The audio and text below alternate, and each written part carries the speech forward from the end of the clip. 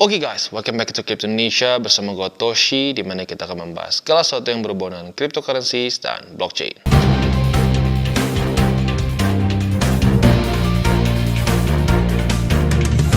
Oke, jadi pada hari ini guys, kita akan kembali ke Crypto Review. Tetapi hari ini bukan kita mereview, lebih ke update sih lebih tepatnya ya. Jadi buat elu yang terus stay tune di TCI, kemungkinan besar Pendle Finance ini bukanlah suatu nama yang asing lagi ya.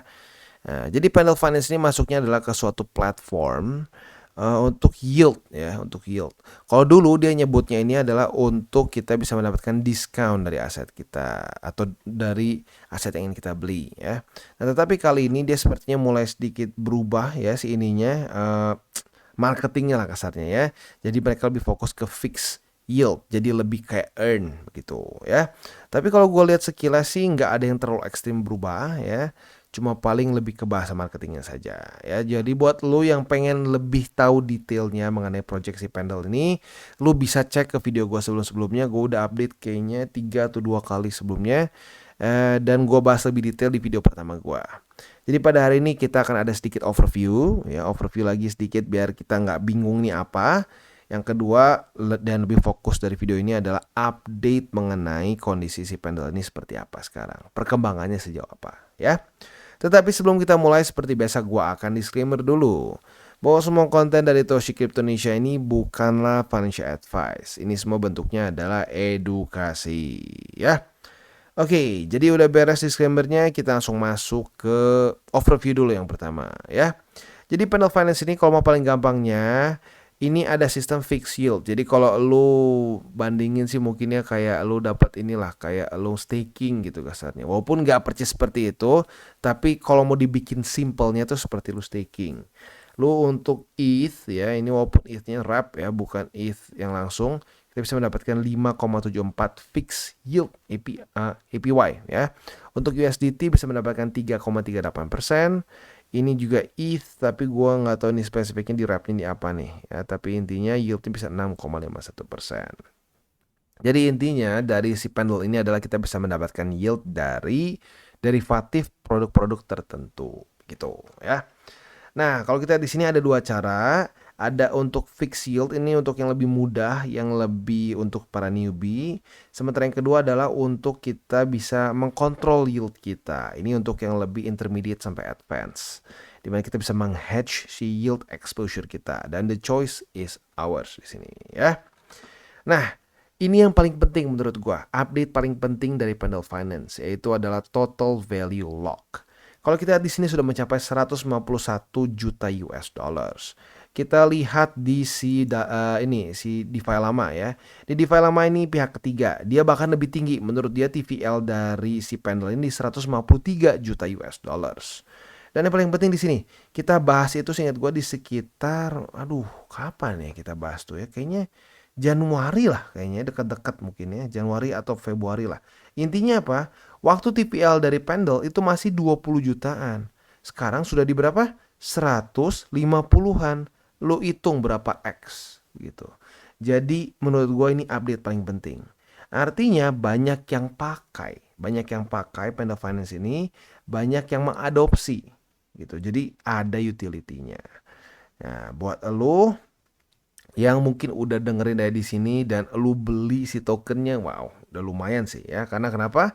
Bukan cuma TVL tapi market cap-nya pun meningkat dengan lumayan signifikan. Ya, kita bahas waktu itu di Februari lah ya. Februari itu di sekitar 15 juta US dollars. Sekarang sudah mencapai di 78 juta US dollars ya. Ya, berarti kebayang itu udah berapa X ya. Itu juga udah asik sebenarnya kalau dikantongin.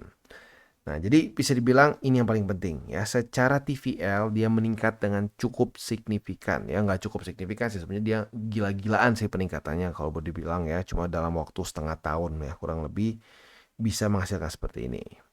Nah, selanjutnya yang gak kalah penting adalah si total trading volume dia. Ini sudah mencapai di 136 juta US dollars. Mendekati ke TVL ya, walaupun ini total. Intinya apa? Intinya berarti ini nggak cuma asal orang lock doang, tapi banyak trading volumenya. Begitu, ini menunjukkan bahwa platformnya aktif. Begitu.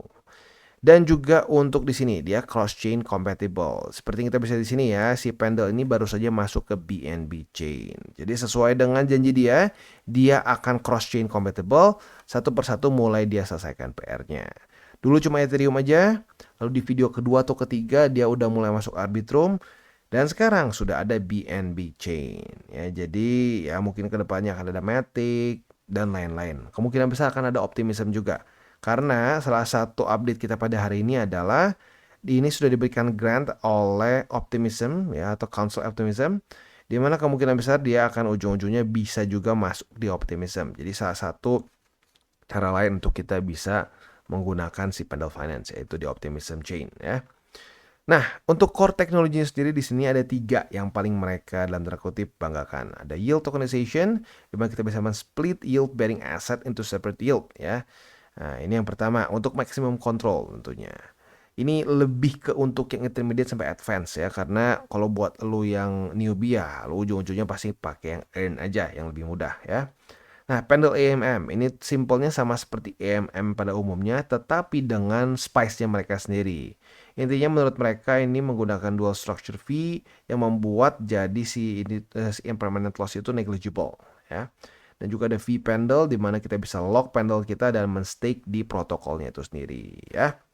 Nah, jadi buat lo yang terakhir kali sudah nonton video gue mengenai si Pendle ini, ada sedikit perubahan ya. Untuk sekarang itu adanya tuh yang fixed yield ya. Fixed yield ini bentuknya di kayak staking.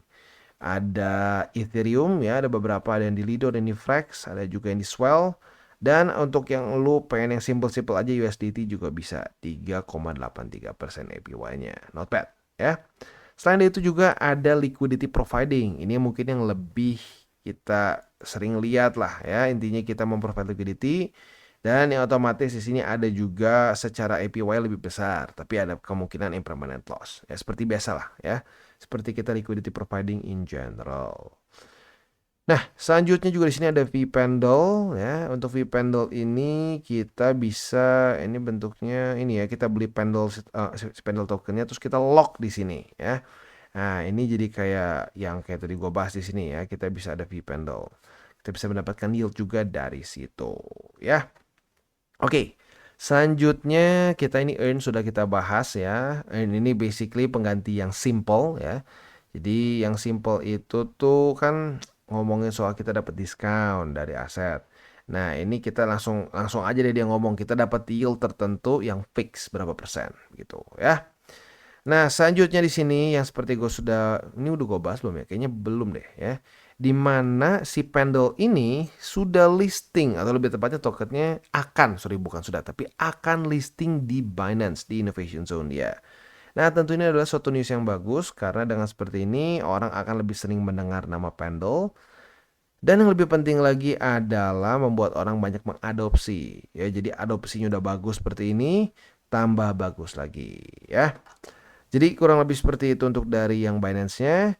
Dan juga di waktu bersamaan dia ini sudah ada di BNB seperti yang gua tadi sudah ngomong ya. Jadi dia semakin sesuai janji ya. Dia ingin cross chain ya.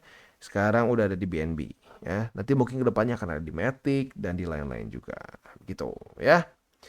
Nah, selanjutnya juga di sini dia akan masuk ke ekosistem Mantle ya, di mana di sini tentunya dengan dia masuk ke Mantle akan semakin besar lagi si komunitas dia. Ya, banyak orang akan mungkin mencoba si platform Pendle itu sendiri ya.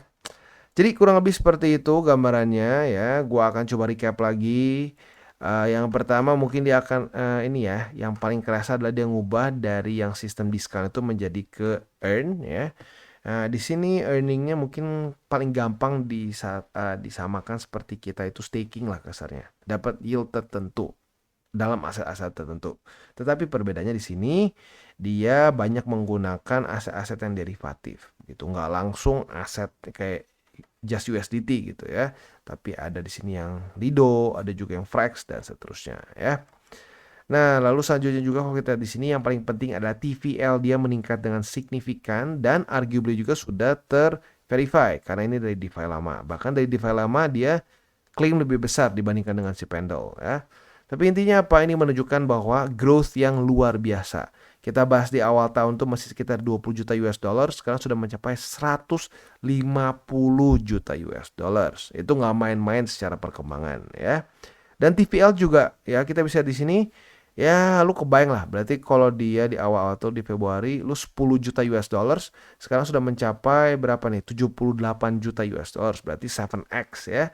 Ya lu pikir sendiri deh kalau lu beli token si Pendle di masa itu gitu ya. Nah, apalagi nanti kalau dia sudah juga listing di BNB, sorry bukan di BNB tapi di Binance ya. Ini juga tentunya akan bisa menarik ya, bisa menjadi satu peluang sendiri. Jadi kurang lebih seperti itu, dan apalagi ya selanjutnya yang itu yang mental tadi dia akan bukan listing tapi dia akan masuk juga ke ekosistem di mental, dan dia akan juga ini apa namanya udah dikasih grant oleh Optimism Council. Jadi nanti kedepannya mungkin ada tambahan lagi, kita bisa menggunakan Optimism juga ya. Jadi kurang lebih seperti itu. Overall menurut gua it's doing good ya, very good bahkan ya. Kebayang lah ya, TVL dari 20 juta US dollars sekarang menjadi 151 juta US dollars ya. Itu peningkatan yang nggak main-main. Banyak DeFi project lain yang mungkin namanya sudah lebih besar di masa-masa ya tahun sebelumnya, sekarang mulai ke eclipse-nya dengan Pendle Finance. Ya jadi lagi-lagi secara secara adopsi besar, massal jujurnya kalau bisa sampai selevel ini. Dan juga diiringi dengan trading volume yang besar gitu. Jadi nggak cuma lock doang terus beres. Berarti orang-orang yang dia ada dananya di sini, dia pakai untuk berbagai macam produk-produk lain juga. Ini dapat ditunjukkan dengan trading volume yang mendekati ke total value lock. That's really good ya. Oke. Jadi kurang lebih seperti itu update gue mengenai Pendle Finance. Buat lo yang pengen coba silakan ya. Kalau gue pribadi masih gue bagi menjadi dua ya. Untuk yang lebih newbie, yang lebih pengen coba-coba dulu, mungkin bisa pertimbangkan untuk yang fixed yield dulu. Kalau dulu kan yang discount, nah sekarang bentuknya earn. Jadi kayak lebih mendekati ke staking lah ya. Buat lu yang udah biasa ya, udah ngerti DeFi, udah biasa menggunakannya juga. Nah, lu bisa pertimbangkan untuk langsung aja loncat ke sini, di mana kita bisa kontrol yield kita lebih sesuai dengan yang kita inginkan gitu. Kalau ini kan fix gitu ya. Jadi kurang lebih seperti itu update kita mengenai Pendle Finance. Buat lo pengen coba silakan bisa tinggal masuk saja ke www.pendle.finance. Dan bagi kalian yang belum mengikuti DCWT atau Daily Charting with Toshi, bisa klik di sini, di mana kita akan daily chart your favorite cryptocurrencies. Dan buat lo yang masih bingung cara baca TA, chart, dan hal-hal lain, bisa juga kita klik di sini tutorials with Toshi. Ya. Dan buat lo yang belum memiliki akun ya, di berbagai macam cryptocurrency exchange, bisa klik di bawah ada link kita, lo bisa pilih sendiri. Ya. Lalu selanjutnya jangan lupa juga untuk join Telegram group kita, di mana kita bisa ngobrol-ngobrol santai mengenai dunia cryptocurrency secara dua arah. So jangan lupa untuk like, subscribe, click the bell icon, and see you on the next video.